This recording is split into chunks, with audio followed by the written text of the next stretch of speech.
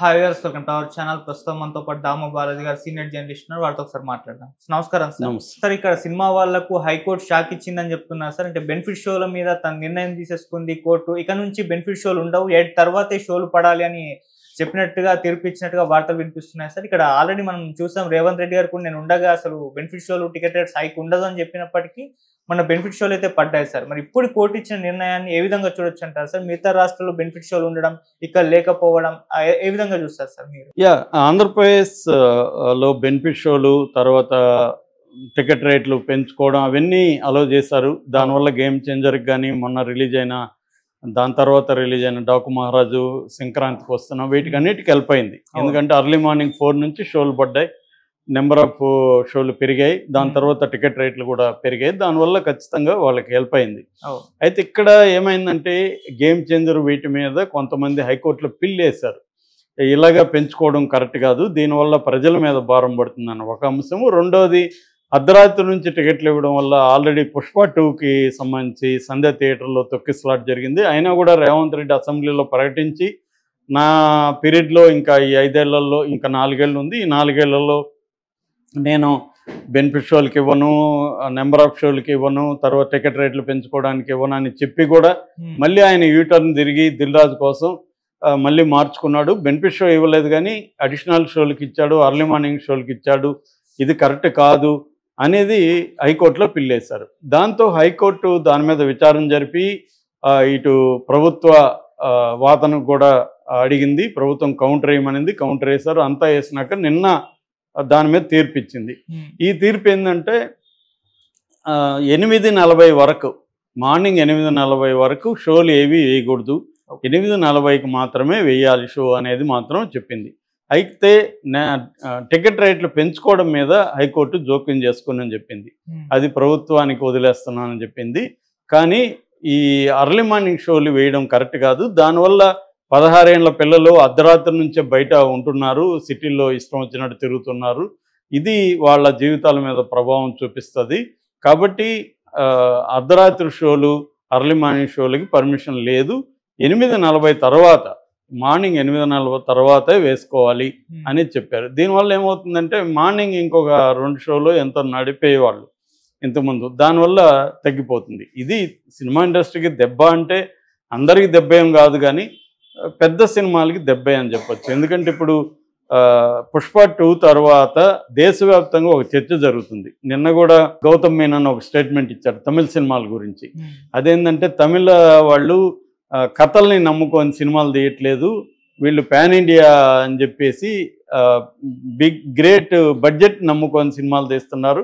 మలయాళం వాళ్ళు మాత్రమే కథలు నమ్ముకొని తీస్తున్నారు. ఎందుకంటే మమ్ముట్టితో ఆయన సినిమా చేశాడు గౌతమ్ మీనన్. ఆ సందర్భంగా ఆయన చెప్పాడు, ఇది నేను చెప్పడం వల్ల నా అవకాశాలు కూడా తగ్గిపోతాయి తమిళ్లో అని కూడా ఆయన అనౌన్స్ చేశాడు. అంటే మనమేమనుకుంటాం, తమిళ్లో గొప్ప సినిమాలు వస్తున్నాయని ఇక్కడ చెప్తుంటారు, తమిళ వాళ్ళు ఏమో మలయాళంలో వస్తున్నాయని తమిళ వాళ్ళు చెప్తున్నారు. సో అక్కడ కూడా ఇదే పరిస్థితి. ఎందుకంటే దేశవ్యాప్తంగా ఇప్పుడు ఒక ఫీవర్ స్టార్ట్ అయింది. ఒక రకంగా ఇది రాజమౌళి బాహుబలి 2 తర్వాత స్టార్ట్ అయింది. దాని తర్వాత మనకి KGF ఇవన్నీ వచ్చాయి. సో దాంతో ఏమైందంటే పాన్ ఇండియా సినిమా అనేది ఒకటి వచ్చింది. పాన్ ఇండియా అంటే ఏంటి అర్థం? బడ్జెట్ని పెంచేయాలి. బడ్జెట్లో కూడా ఇప్పుడు ఒక 400 కోట్ల బడ్జెట్ అంటే అందులో 200 కోట్లు 150 కోట్లు హీరోకే ఇచ్చేస్తున్నారు. ఫైనల్గా హీరో, హీరోయిన్, డైరెక్టర్ వీళ్ళకి అందరికి పోగా సినిమాకి ప్రొడక్షన్కి ఖర్చు పెట్టేది 100 కోట్లు కూడా ఉండట్లేదు. అంటే ఈ 100 కోట్ల క్వాలిటీలోనే సినిమా, నిజంగా దాని బడ్జెట్ చెప్పాలంటే 100 కోట్లే, కానీ వీళ్ళు తీసుకునేస్తున్నారు ఎక్కువ. దీనివల్ల ఏమవుతుందంటే 3 ఏళ్ళు 2 ఏళ్ళు ఆ సినిమాని తీయడము, దాన్ని మళ్ళీ ఎందుకంటే ఈ సినిమా ఆడుతుందో లేదో తెలియదు కదా, అందుకని ఫస్ట్ వీకే లాగేయాలి. మ్యాక్సిమం ఫస్ట్ వీక్ లాగాలంటే ఏం చేయాలి? ఒకటి, నెంబర్ ఆఫ్ థియేటర్లు దేశవ్యాప్తంగా పెంచాలి. రెండోది, ఒక విపరీతమైన హైప్ క్రియేట్ చేయాలి. 10-20 కోట్లు ఖర్చు పెట్టి పబ్లిసిటీ చేసి ప్రేక్షకుల మైండ్లని మొత్తం మ్యానుఫ్యాక్చరింగ్ చేసి, వీళ్ళు సినిమా చూడకపోతే అసలు మాకు ఇంకా విముక్తి లేదు, సినిమా ఫస్ట్ షో చూడాలి, అర్లీ మార్నింగ్ షో చూడాలి అన్న ఒక క్రేజ్ని క్రియేట్ చేసి టికెట్ రేట్లు ఎక్కువ పెట్టి అమ్మేసుకోవాలి థియేటర్లో. సో ఇది అంటే ఫస్ట్ 3 రోజుల్లో ఫ్రైడే రిలీజ్ అయితే ఫ్రైడే, సాటర్డే, సండే మ్యాక్సిమం లాగేసుకోవాలి డబ్బులు. ఇది అందుకనే ఫస్ట్ డే కలెక్షన్లు ఇవన్నీ కూడా ఏంటంటే నారాయణ చైతన్య ర్యాంకుల్లాగా అయిపోయింది. ఫస్ట్ డే దానికి ఎంత వచ్చింది, దీంతో లేని ఫిగర్స్ని కూడా చెప్పేయడం, ఫస్ట్ డే ఎంత వచ్చిందని బిల్డప్ చేయడం, హిట్ అని టాక్ అని క్రియేట్ చేయడం, ఇలాగా ఒక జనాల్ని మాయ చేయడం, అబద్ధాలతో ఒక ఫాల్స్ మార్కెటింగ్తో చేయడం అనేది మెయిన్గా వచ్చేసింది. సో ఈ కైండ్ ఆఫ్ రావడానికి ప్రధాన కారణం ఏమంటే హీరోల రేట్లు అమాంతం పెరిగిపోయి, లేకపోతే అల్లు అర్జున్కి 300 కోట్లు అంటే విచిత్రమైంది కదా, 3 ఏళ్ళకి 300 కోట్లు తీసుకుండొచ్చు. కానీ మామూలుగా చెప్తే ఇప్పుడు ఆ సినిమాకి పుష్ప 2కి రియల్గా ఎంత ఖర్చు పెట్టి ఉంటారు, 100 కోట్లు కూడా ఖర్చు పెట్టలేదు. సో గేమ్ చేంజర్కైనా అంతే, అంటే వీళ్ళే తీసుకొని మిగతా వాటికి చేయట్లేదు. సో దీన్ని జనాల నుంచి లాగడానికి కోసం రకరకాల ఇవన్నీ లీగలా అంటే లీగల్ కాదని నేను చెప్పలేను.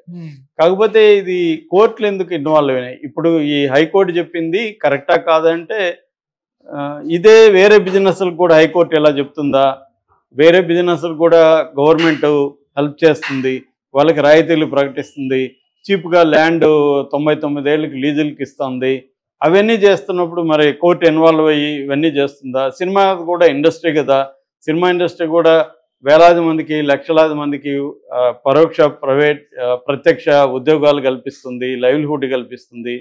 మరి లైవ్లీహుడ్ ఉద్యోగాలు వస్తున్న ఏ ఇండస్ట్రీకైనా ప్రభుత్వం రాయితీలు ఇవ్వడం అనేది కామనే.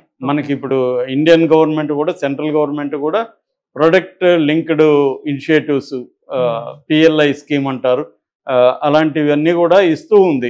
ఎందుకంటే ఇండస్ట్రీ గ్రోత్ ఉంటే ఎకనామిక్ గ్రోత్ ఉంటుంది, ఉద్యోగాలు వస్తాయి, మన పీపుల్కి లైవ్లీహుడ్లు ఏర్పడతాయి. ఇవన్నీ ఇండియన్ గవర్నమెంట్ కూడా చేస్తుంది, దాని ఫలితాలు కూడా వస్తున్నాయి. మ్యానుఫ్యాక్చరింగ్ సెక్టర్ కావచ్చు, డిస్ట్రిబ్యూషన్ కావచ్చు, సర్వీస్ సెక్టర్ కావచ్చు, వీటన్నిటిలో కూడా ఇండియన్ గవర్నమెంట్ ఇన్వాల్వ్ అయ్యి ఆయా పరిశ్రమలకి రాయితీలు ఇస్తుంది, అట్లాగే స్టార్టప్లకు ప్రత్యేకంగా రాయితీలు ఇస్తుంది, ఇవన్నీ చేస్తుంది. అట్లాగా సినిమా ఇండస్ట్రీ కూడా ఒక ఇండస్ట్రీ కదా, సినిమా ఇండస్ట్రీకి మాత్రం కోర్టులు ఇట్లా ఇన్వాల్వ్ అయిపోయి చెబితే సినిమా ఇండస్ట్రీ రేపు దెబ్బతింటే దాని ఎఫెక్ట్ పడుతుంది కదా వీళ్ళందరి మీద. వాళ్ళు ఎవరు ఎంత రెమ్యునరేషన్ తీసుకుంటున్నారు, సినిమాకి ఎంత పెడుతున్నారు అనేది మనకేం సంబంధం, అది వాళ్ళు చూసుకుంటారు. రెండోదేం బలవంతంగా నేను సినిమా చూడమని చెప్పట్లేదు, వాళ్ళు పబ్లిసిటీ చేస్తున్నారు. ఇప్పుడు సబ్బు ఉంది, మా సబ్బు వాడు, మా పేస్ట్ వాడని వాళ్ళు కూడా మా కూల్ డ్రింక్ తాగని చేస్తారు. అది తప్పు కానప్పుడు వీళ్ళ పబ్లిసిటీ తప్పు ఎందుకు అవుతుంది? అట్లాగే గవర్నమెంట్లు వాళ్ళకి రాయితీలు ఇస్తున్నప్పుడు, ట్యాక్స్ ఎగ్జంప్షన్లో ఇంకోటి ఇస్తున్నప్పుడు సినిమా ఇండస్ట్రీకి రాయితీలు ఇస్తే తప్పేంటి అన్న వాదన కూడా ఉంది. కోర్టులు ఇలా ఇన్వాల్వ్ కావడం కరెక్టా అన్నది ఉంది. మరి దీని మీద ఏమన్నా సుప్రీంకోర్టుకి వెళ్తారా? ఇది రెండోది ఏంటంటే అన్ని రాష్ట్రాల్లో ఒక రకంగా లేదు. ఇక్కడేమో హైకోర్టు ఈ పాలసీ చెప్తుంది, ఆంధ్రప్రదేశ్లో ఏమో లేదు, మరి వేరే రాష్ట్రాల్లో లేదు. మరి ఇట్లా యూనిఫామ్గా దేశవ్యాప్తంగా సినిమాకి సంబంధించి ఒకే రూల్ ఉండాలి కదా అన్న చర్చ కూడా నడుస్తుంది. ఈ చర్చ లాజికల్గానే ఉంది, ఎందుకంటే వేరే వ్యాపారాలకి ప్రభుత్వం రాయితీలు మిగతావి ఇస్తున్నప్పుడు సినిమాకు మాత్రం ఎందుకు ఇవ్వకూడదు, సినిమా థియేటర్లకి నెంబర్ ఆఫ్ షోలు వేస్తే వచ్చే నష్టమే ఉంది అనేది ఒక వాదన. రెండో వాదన ఏమో ఈ పిల్లలు వెళ్ళిపోతున్నారు కదా, దీనివల్ల డిస్టర్బ్ అవుతున్నారు కదా అనేది కూడా లాజికల్గానే అనిపిస్తుంది, ఎందుకంటే దానివల్ల ఇది అవుతారు కదండి. ఈ రెండిట్లో నుంచి ఒక సమన్వయం రావాల్సి ఉంది. దీన్ని నేషనల్ వైడ్గా ఒక పాలసీని రూపొందించాల్సి ఉంది. దాన్ని బట్టి అన్ని రాష్ట్రాలు కూడా అవుతాయి. కాకపోతే ఇప్పుడు మళ్ళీ అలా రూపొందిస్తే రాష్ట్రాలు ఏమో మా దీంట్లోకి స్పీకర్లోకి మీరు వస్తున్నారు, మంది ఫెడరల్ గవర్నమెంట్ రాష్ట్రాలకు సంబంధించిన నిర్ణయాలని మీరెవరు డిసైడ్ చేయడానికి, ఇవన్నీ మళ్ళీ చర్చ వస్తుంది. ఇదో కాంప్లెక్స్ ఇష్యూ. దీన్ని ఇప్పుడు సినిమా ఇండస్ట్రీ ఎలా చూస్తుంది, ఎందుకంటే సినిమా ఇండస్ట్రీలో కూడా బిగ్ ప్రొడ్యూసర్లకే ఇది ఎఫెక్ట్ అవుతుంది. మామూలు ప్రొడ్యూసర్లు ఎవరు అర్ధరాత్రి చిన్న సినిమాలు అర్ధరాత్రి ఎవరు వేసుకోరు, మామూలుగానే రిలీజ్ అవుతాయి అవి. సో 11 గంటలకో లేకపోతే అర్లీ మార్నింగ్ 9 గంటలకో ఇలాగా రిలీజ్ అవుతాయి తప్ప అర్ధరాత్రి షోలు చిన్న సినిమాలకి ఏం పడవు. కాబట్టి ఈ సమస్యని పెద్ద నిర్మాతలు ఎలా డీల్ చేయబోతున్నారు, సుప్రీంకోర్టుకి ఏమైనా వెళ్తారా అనేది చూడాలి. అలాగే ప్రభుత్వం కూడా దీన్ని ఏం చేయబోతుంది.